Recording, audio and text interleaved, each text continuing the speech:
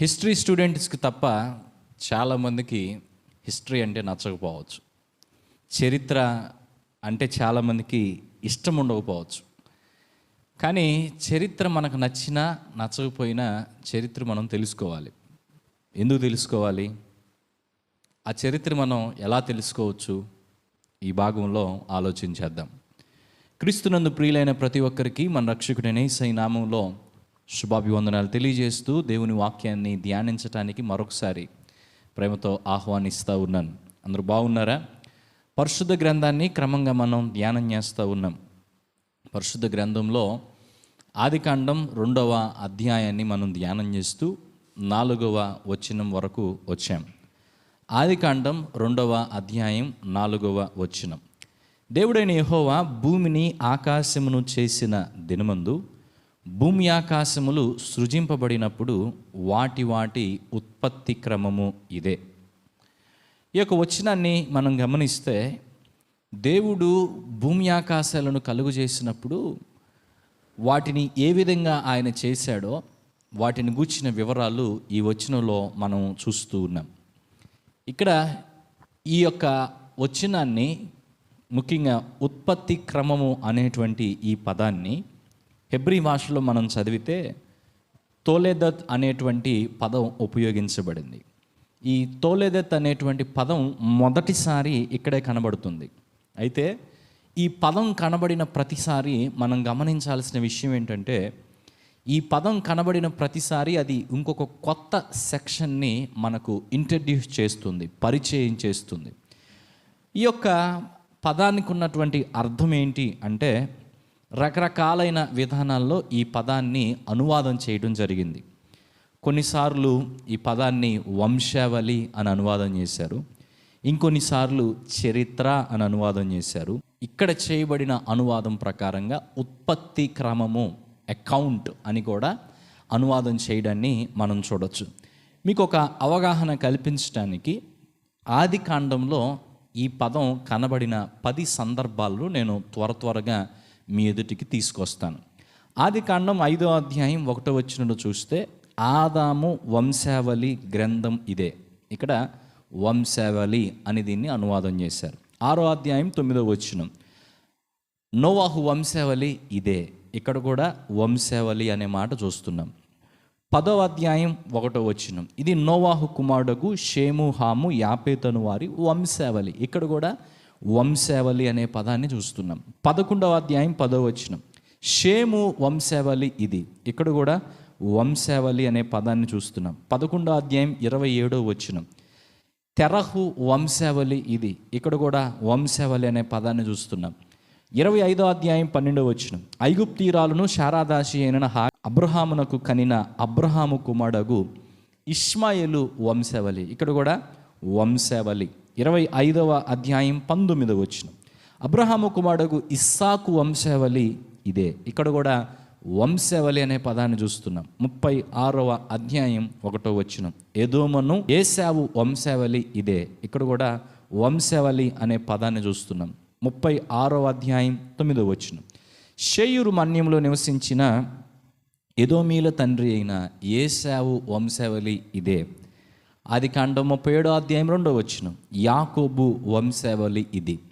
మీరు గమనిస్తే ఈ వచనాలన్నిట్లో కూడా ఏం చూస్తున్నామంటే వంశావళి వంశావళి వంశావళి అని తర్జుమా చేయటాన్ని మనం గమనించవచ్చు. అయితే ఇది కనబడిన ప్రతిసారి కూడా ఒక కొత్త అంశానికి ఇది ప్రారంభంగా ఉన్నట్టు మనం గమనించవచ్చు.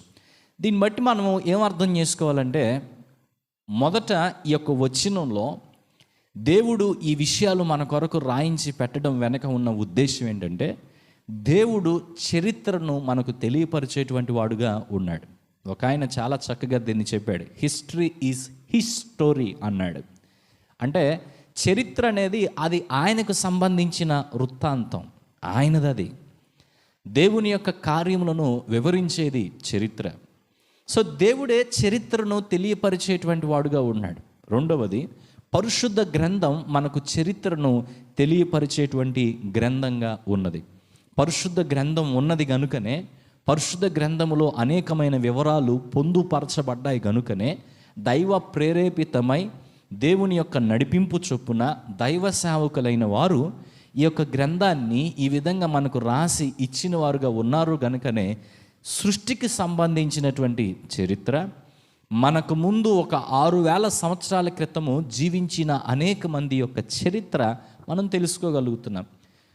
పరిశుద్ధ గ్రంథంలో ఇశ్రాయేలీలకు సంబంధించిన 2100 సంవత్సరాల చరిత్ర మనం చూస్తాం. అబ్రహాము దగ్గర నుంచి ఆ 2000 సంవత్సరాల చరిత్ర మనం చూడవచ్చు. కానీ దానికి ముందు జీవించినటువంటి వారి చరిత్ర కూడా బైబిల్లో ఉంది. అంటే యేసుక్రీస్తు ప్రభు వారి ఈ లోకానికి రాకముందు 4000 సంవత్సరాల చరిత్ర ఉంది. ప్రభు అయిన యేసుక్రీస్తు వారు వచ్చి ఇప్పుడు 2000 సంవత్సరాలు దాటిపోయింది. బీసీ, ఏడి అనే ఈ పదాలు, ఈ విషయాలు ఏం తెలియజేస్తున్నాయి అంటే యేసుక్రీస్తు యొక్క రాకను గురించి అవి మాట్లాడుతున్నాయి. బిఫోర్ క్రైస్ట్ అంటే క్రీస్తు పూర్వం. యేసుక్రీస్తు వారి యొక్క రాక ద్వారా చరిత్ర 2 భాగాలుగా చేయబడింది. ఏ వ్యక్తి అయినా చరిత్రలో ఒక డేట్ చెప్పాలంటే ఖచ్చితంగా క్రీస్తును పలకరించాల్సిందే. క్రీస్తుని గూర్చినటువంటి ఆలోచన, క్రీస్తుని గూర్చిన మాట వారి నోటి నుండి రావాల్సిందే. ఎందుకంటే చరిత్రకు కేంద్ర బిందువుగా, చరిత్రను 2 భాగాలు చేసిన వాడుగా ప్రభు అయిన యేసుక్రీస్తు వారు ఉన్నారు. సో క్రీస్తు పూర్వం 4000 సంవత్సరాల చరిత్ర పరిశుద్ధ గ్రంథంలో ఉంది.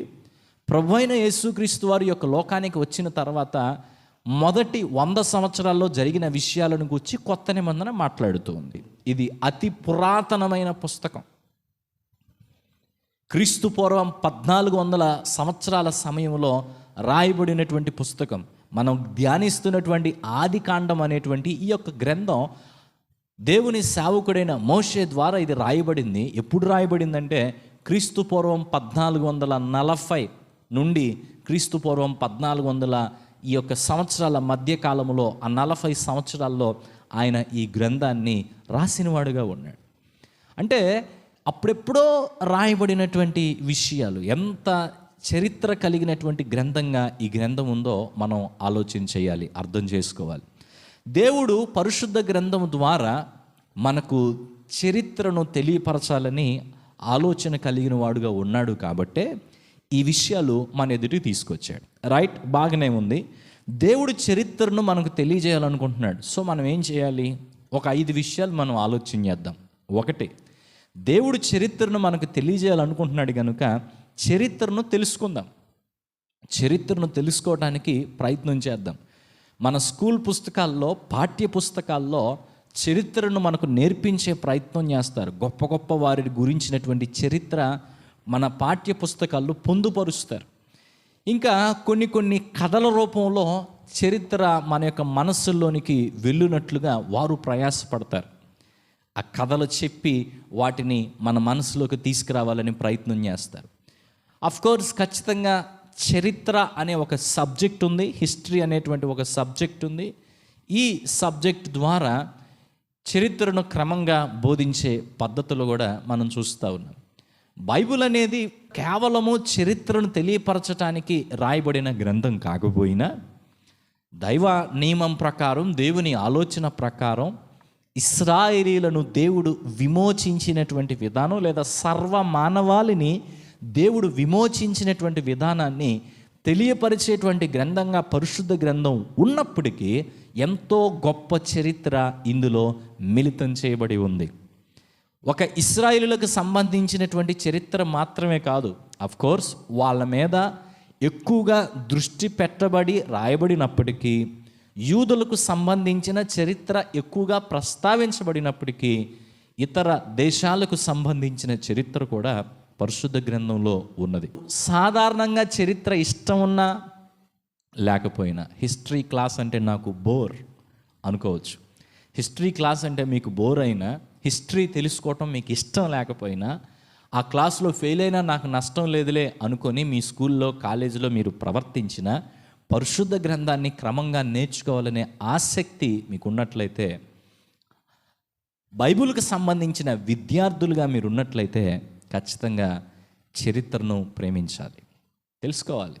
There is no other way, ఇంకొక మార్గం లేదు. అంతేకాదు, మనలో కొంతమందికి కొన్ని నచ్చవు. గ్రామర్ అంటే కొంతమందికి నచ్చదు. కానీ బైబిల్ అర్థం చేసుకోవాలంటే గ్రామర్ తెలుసుకోవటం అవసరం. ఇంగ్లీష్ గ్రామర్ తెలుసుకోవటం అవసరం. తెలుగు వ్యాకరణం తెలుసుకోవటం అవసరం, కన్స్ట్రక్షన్ ఆఫ్ సెంటెన్సెస్ అనేవి మనం తెలుసుకోవటం అవసరం. అందుకే చెప్తున్నాను, దేవుని సేవ చేసేటువంటి ఏ వ్యక్తి అయినా, దేవుని సేవకునిగా మారాలనుకునేటువంటి ఏ వ్యక్తి అయినా చక్కగా చదువుకున్నటువంటి వ్యక్తి అయి ఉండాలి. అంతేకాకుండా ఆ వ్యక్తి లోక సంబంధంగా ఎంత అయితే తెలుసుకోవాలో, సెక్యులర్ ఎడ్యుకేషన్ అతనికి ఎంత ఉండాలో అంత ఎడ్యుకేషన్తో పాటుగా పరిశుద్ధ గ్రంథానికి సంబంధించినటువంటి వేదాంత విద్య కలిగి ఉండడం కూడా చాలా చాలా అవసరం.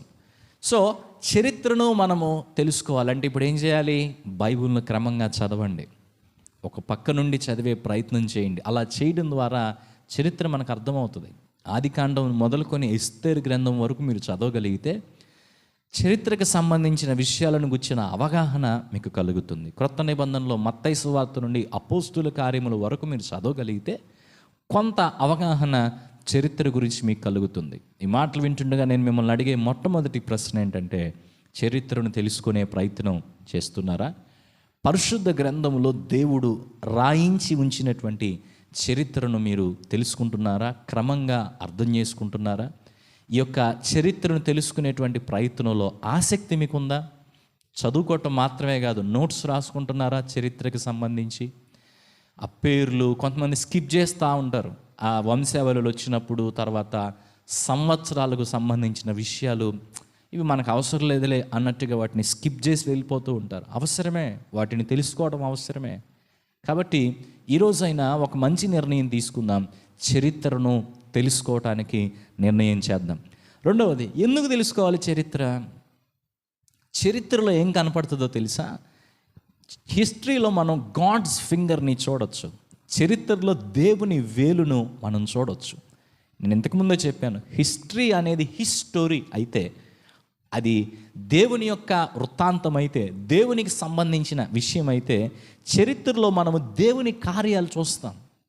దేవుడు ఒక జనాంగాన్ని ఎలా నడిపించాడు, వాళ్ళ జీవితంలో కలుగు చేసుకుని ఆయన ఎటువంటి కార్యాలు చేశాడు, లేకపోతే సృష్టిని ఏ విధంగా ఆయన కలుగు చేశాడు, సృష్టిని కలుగు చేయటంలో దేవుడు తన మహత్తుని ఎలా ఉపయోగించాడు, తన మాటను ఎలా ఉపయోగించాడు, వీటన్నిటినీ మనం గమనిస్తున్నప్పుడు, చరిత్ర తెలుసుకుంటున్నప్పుడు దేవుని కార్యాలు మనలను అబ్బురపరుస్తాయి, ఆశ్చర్యానికి గురి చేస్తాయి, ముగ్ధులైపోయే విధంగా చేస్తాయి.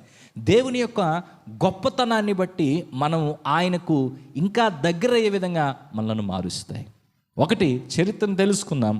రెండవది, చరిత్రలో దేవుని కార్యాలను అర్థం చేసుకుందాం.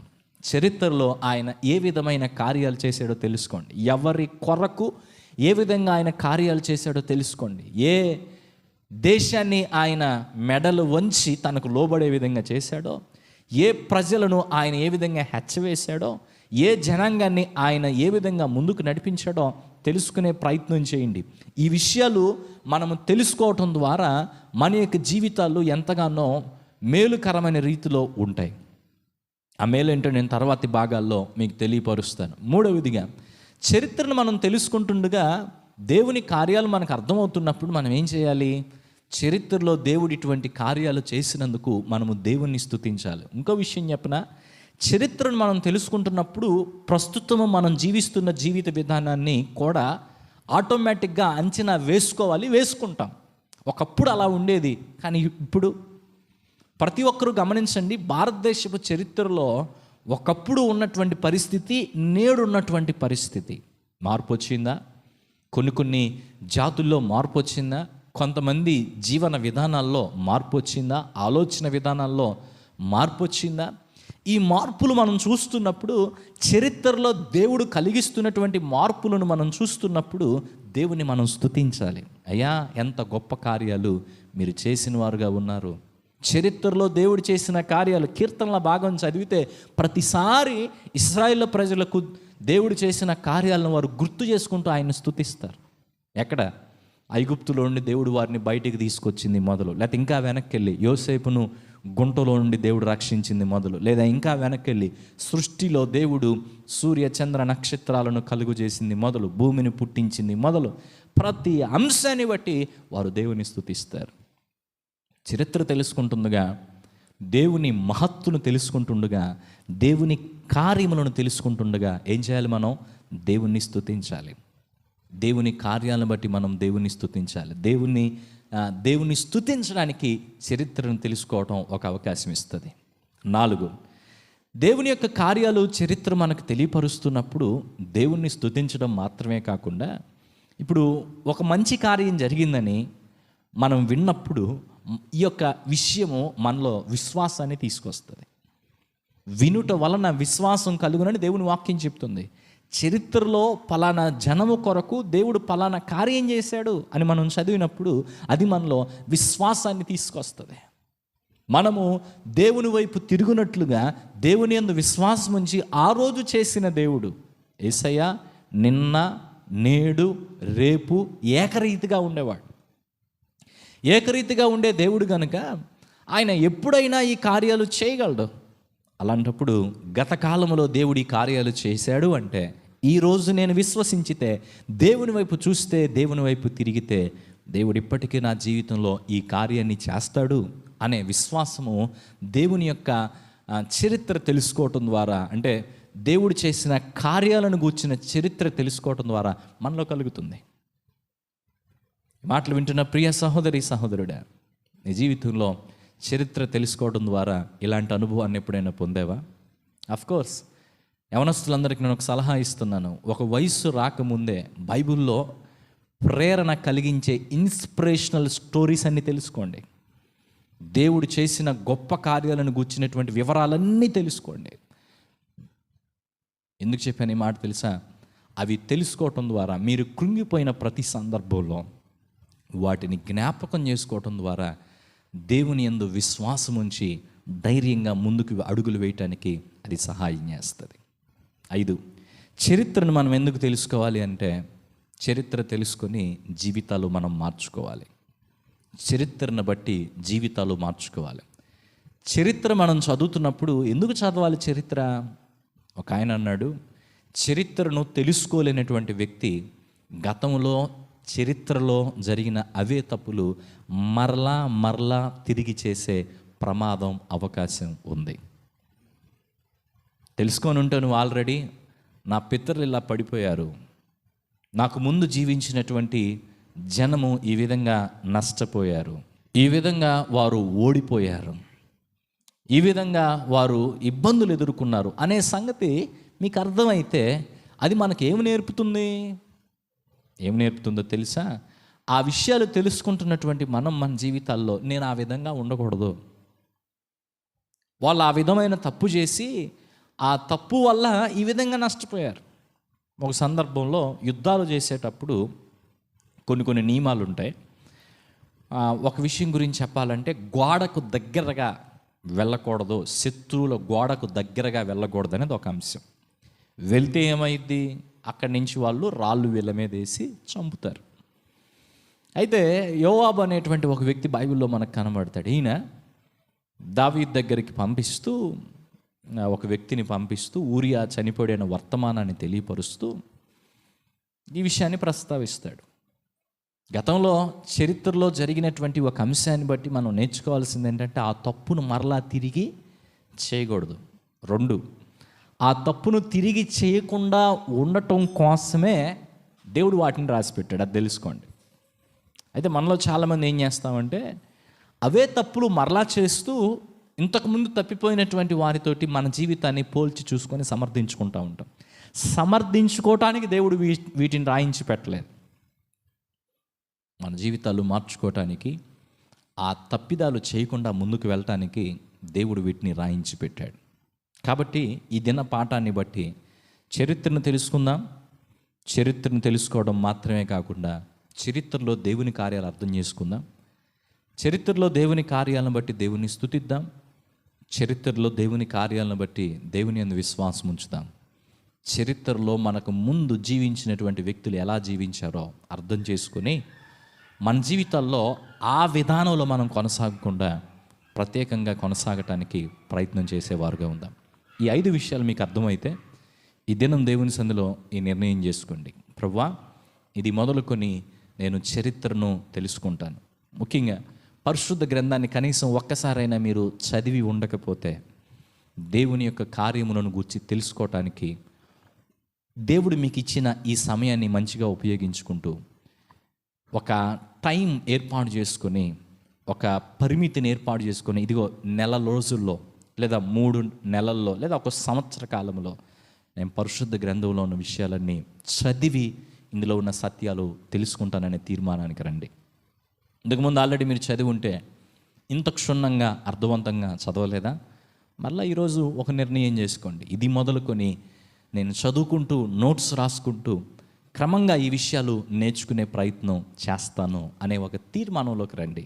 దేవుడు మీ తీర్మానాన్ని స్థిరపరిచి మీరు చరిత్రను తెలుసుకుంటుండగా ఆయనలో మీరు సంతోషించినట్లు, విశ్వాసం మీలో మొలకెత్తునట్లు, దేవుని స్తుతించే అనుభవంలోనికి నడిపించబడినట్లు, మీ జీవితాలు మార్చబడినట్లు దేవుడు మీకు సహాయం చేస్తాడు.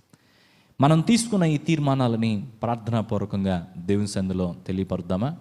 పరిశుద్ధుడైన తండ్రి, నీకు వందనాలు. మా జీవితాల్లో ఒక ఉద్దేశం కలిగిన వాడవై మాకు చరిత్రను తెలియపరచడానికి అద్భుతమైన గ్రంథాన్ని మా చేతిలోకి ఇచ్చారు. ఈ గ్రంథాన్ని మేము చేతపట్టుకొని కూడా చరిత్రను తెలుసుకునే ప్రయత్నం చేయకుండా కాలయాపన చేసిన వారంగా ఉన్నాం. మమ్మల్ని క్షమించండి.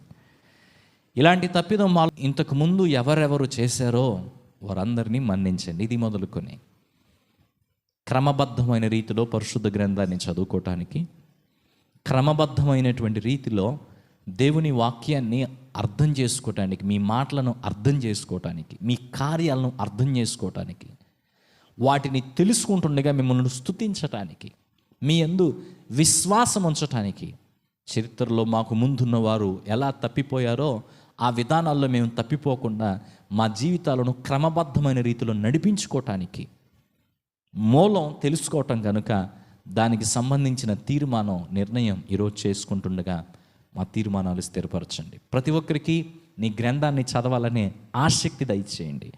చదువుతుండగా ఈ విషయాలను నామమాత్రంగా పేరుకి చదివేవారుగా కాకుండా ఆసక్తితో చదువుతూ అనేకమైన ముత్యాలు సంపాదించుకునేవారుగా ఉండుటకు కృపచూపమని ప్రార్థన చేస్తూ ఉన్నాం. ఈ మాటలు విన్న ప్రతి ఒక్కరు కూడా చరిత్రలోనికి వెళ్ళి ఆ విషయాలు తెలుసుకునేటువంటి ప్రయత్నం వారు చేస్తుండగా ఆ ప్రయత్నం ద్వారా వారి జీవితం ఎంతగానో మార్చబడినట్లు, మలుపు తిప్పబడినట్లు, నీకు దగ్గరగా చేయబడినట్లు నీ కృప అనుగ్రహించమని, బలపరచమని యేసయ్య నామంలో ప్రార్థిస్తున్నాం తండ్రి. ఆమేన్.